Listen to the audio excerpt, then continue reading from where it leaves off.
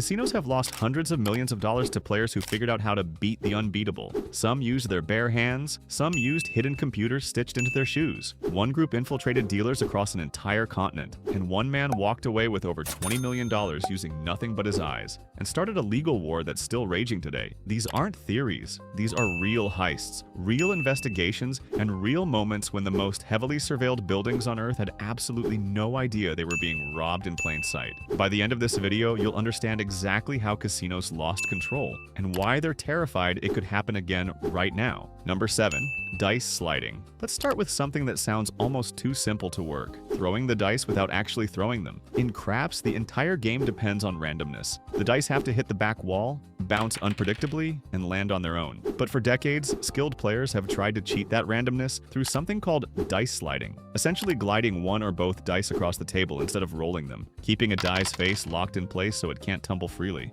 Done correctly, a slider can keep a controlled die from rotating much, skewing the odds just enough to matter. And in craps, just enough is everything. A shift of even a few percentage points in a player's favor, repeated over hundreds of bets, can mean the difference between a normal night and a life-changing one. But here's the problem: sliding is brutally hard to pull off. The dice have to travel far enough to look legitimate. They have to avoid hitting the back wall with too much force, which would cause them to bounce and tumble like normal dice. And they have to do all of this while a dealer, a boxman, and a pit boss are all staring directly at the table. Casinos didn't take long to catch on. Pit crews were trained, and still are, to watch for dice that don't tumble enough, throws that stay suspiciously low and flat, or players who always throw with the same hand in the same motion. Some sliders got caught because of something absurdly small: the dice landing in mirrored positions over and over, in a way that statistically should never happen. Even tiny edges matter in craps because the house edge is already razor thin. A controlled slide doesn't need to guarantee a win, it just needs to nudge the odds. And that's exactly why pit bosses treat dice control as a serious threat, even though most players never even attempt it. Dice sliding is the entry-level version of casino cheating.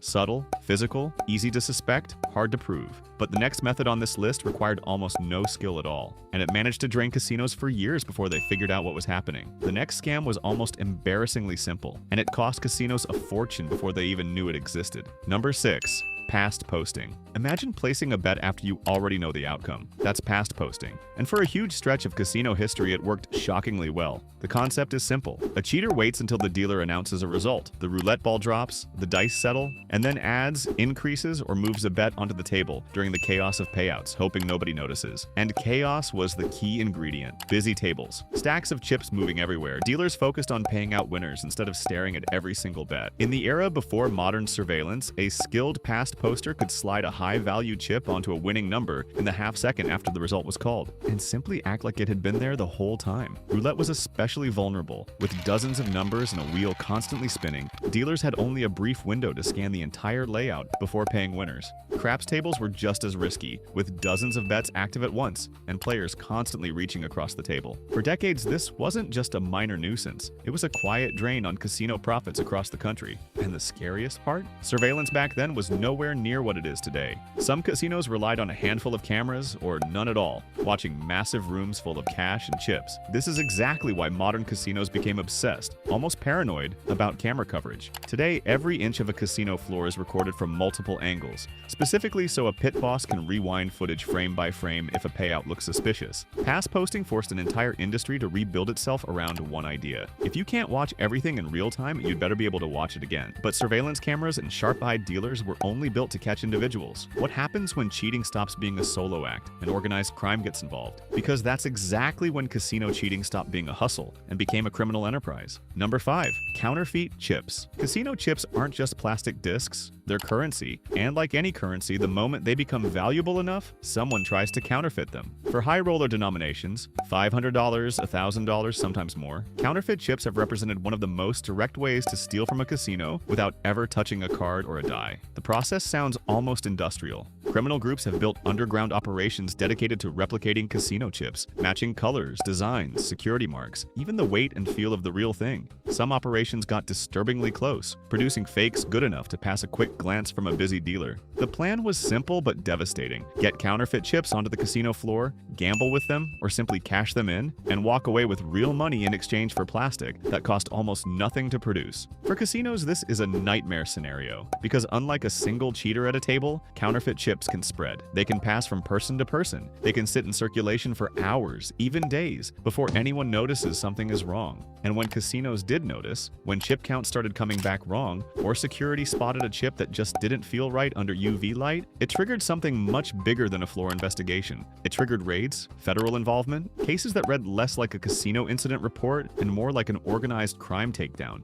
undercover operations, surveillance on suspects for weeks, and arrests that swept up entire networks at once. Because once counterfeit currency starts flowing through a casino, it's not just a gambling problem anymore, it's a federal one. Counterfeit chips proved that cheating wasn't just about beating a game anymore, it was about exploiting the casino itself as a financial system. But criminal organizations were about to get far more advanced than fake plastic chips. Because the next wave of cheating wasn't physical at all, it was electronic. And that's when casinos faced something they were completely unprepared for: players walking onto the floor wearing hidden computers. Number 4. Roulette computers and hidden devices. Roulette was supposed to be the one game that couldn't be beaten. Pure physics, pure chance, a spinning wheel and a bouncing ball with no memory of what came before. Except physics can be predicted. Starting in the late 20th century and continuing for decades after, players began smuggling tiny computers into casinos, hidden inside shoes, belts, cigarette packs, even sewn into clothing. These devices were designed to do one thing: time the speed of the spinning wheel and the falling ball, then calculate, in real time,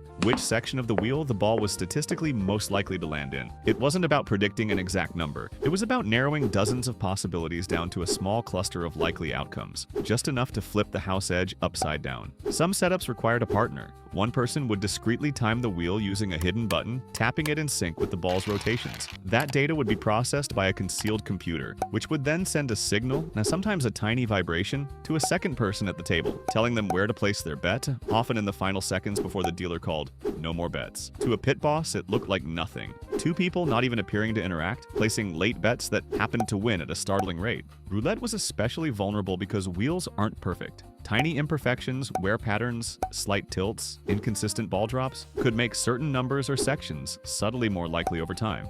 Combine that with precise timing technology, and a casino's unbeatable game suddenly had a measurable edge. These weren't isolated incidents either. Teams operated across multiple countries, hitting wheel after wheel, casino after casino, always blending in, always looking like ordinary gamblers having a lucky night. And here's the unsettling part: this wasn't ancient history. Devices like these have been seized from players in major casinos well into the 2000s, proving that even as technology evolved, the temptation to hide a computer on your body and beat a casino never went away. For a while, roulette computers represented something genuinely terrifying for casino security teams. Cheating that didn't look like cheating at all. No marked cards, no sleight of hand, just ordinary people standing at a table, secretly being fed predictions by machines no one could see. But hidden electronics were only the beginning, because the next evolution of cheating would target something every card player relies on without thinking twice: the backs of the cards themselves. And when cheaters figured out how to manipulate that, cheating became almost impossible to see with the human eye.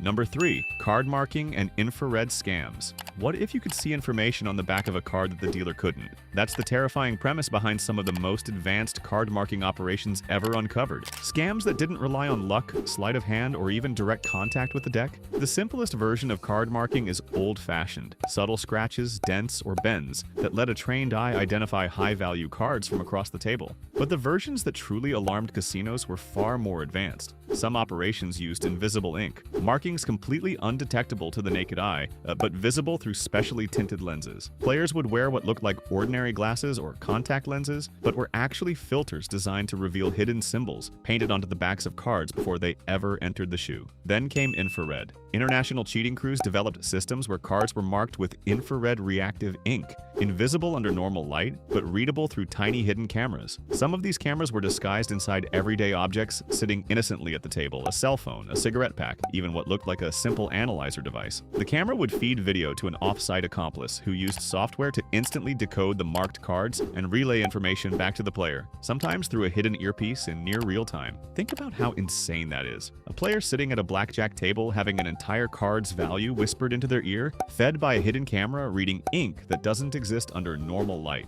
All while the dealer, the pit boss, and the surveillance room see absolutely nothing wrong. These operations weren't run by lone hustlers. They were run by organized international crews who treated casino cheating like a business, recruiting players, training them, supplying the technology, and moving from casino to casino, country to country, before security teams could even compare notes. For casino security, this was the nightmare scenario.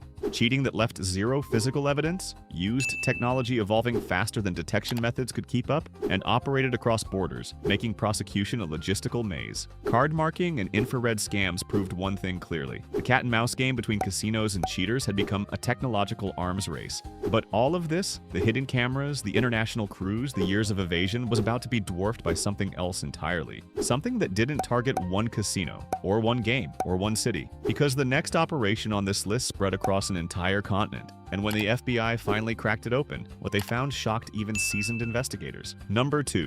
The Tran Organization Baccarat Scam. This is one of the largest, most coordinated casino cheating operations in American history, and it started almost accidentally. In 2002, a married couple working as dealers at a tribal casino near San Diego realized something simple but powerful. If a dealer performs a false shuffle, appearing to shuffle the deck while actually preserving a section of cards in a known order, a team that has tracked that order beforehand can predict upcoming hands in Baccarat with startling accuracy. What began as a pretty bare-bones operation quickly became something much bigger. The couple recruited family members, eventually around 15 of them, to act as players. They had gamblers rotate in and out of mini Baccarat tables day and night, betting big whenever the tracked, pre-shuffled section of cards came into play. At their first target, a casino near Sacramento, the crew reportedly pulled in around $20,000 per shift, walking away with roughly $150,000 before moving on. That success didn't end the operation. It expanded it. The group, which investigators came to call the Tran Organization, grew into a sprawling network. They didn't just recruit players, they bribed casino dealers and supervisors at multiple properties to perform the false shuffles on cue.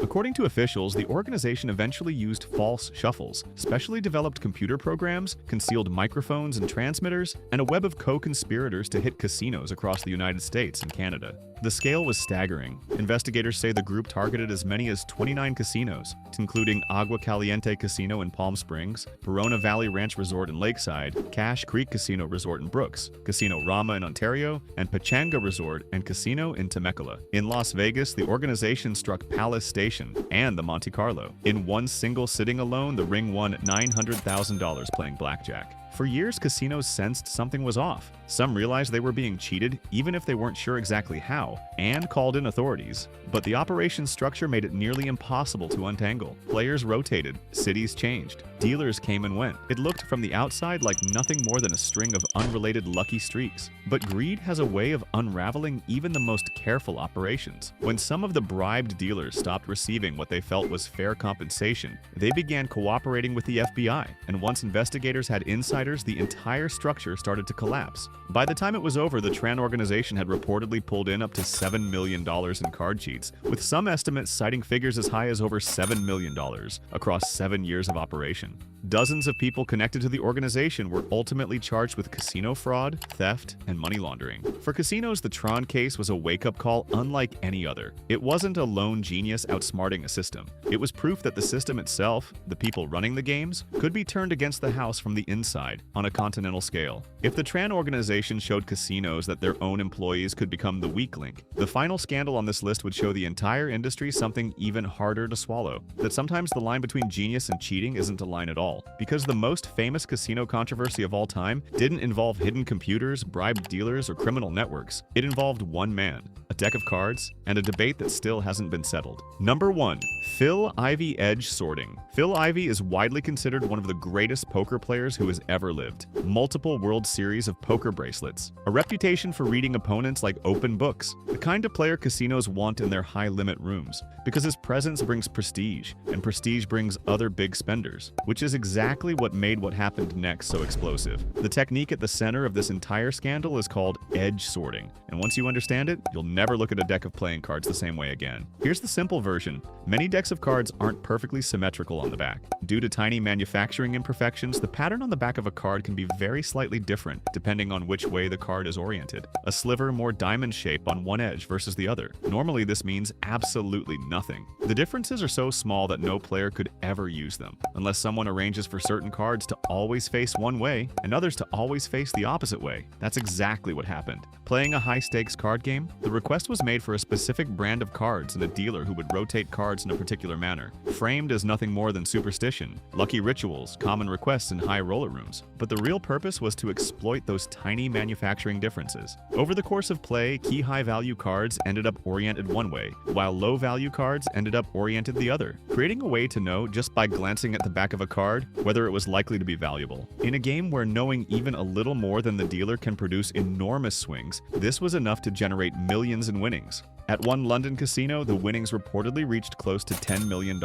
At an Atlantic City casino, the figure was even higher, over $9 million more. And then came the lawsuits. The casinos refused to pay out, arguing this wasn't skill. It was a deceptive scheme designed to manipulate the physical cards and the dealer's actions for an unfair advantage. The other side argued something very different, that every technique used was based on publicly observable information, that the cards weren't physically altered or marked, and that casinos themselves controlled every variable: the cards, the shuffle, the dealer's actions. If a casino allows specific requests that create an exploitable pattern, who's really responsible for the outcome? The legal battle stretched on for years through multiple courts, with rulings that ultimately sided against Ivy. But the debate never really ended. Was this an elite mind finding an edge so small that almost no one else on Earth could have spotted it? Or was it a calculated manipulation of a casino's procedures, dressed up as superstition, genius, cheating, advantage play? Years later, people are still arguing about which word actually applies, and maybe that's exactly the point. Maybe the most dangerous kind of casino cheating isn't the kind that breaks the rules. It's the kind that makes you question what the rules were even protecting. The never-ending war behind the curtain. Every scandal on this list represents a moment when casinos thought they understood every way they could be beaten and were proven wrong. Dice sliders taught them to watch hands. Past posters taught them to watch tables. Counterfeiters taught them to watch their own currency. Roulette computers taught them to watch bodies. For hidden devices, wires, suspicious behavior, card markers taught them that even light itself could be weaponized. The Tran organization taught them that the threat could be wearing a casino uniform. And Phil Ivey taught them that sometimes the cheater doesn't break a single rule. They just see something nobody else does. Each scandal reshaped the modern casino floor, the cameras in the ceiling, the facial recognition systems, the card shuffling machines that removed human dealers from the equation entirely, the constant retraining of staff to spot patterns invisible to ordinary guests. Casinos didn't build these fortresses out of paranoia. They built them because every single method on this list actually worked, at least for a while. And somewhere, right now, in a casino you've probably heard of, someone is testing a method that doesn't exist on any list yet, because the house doesn't always win. Sometimes it just hasn't found out yet.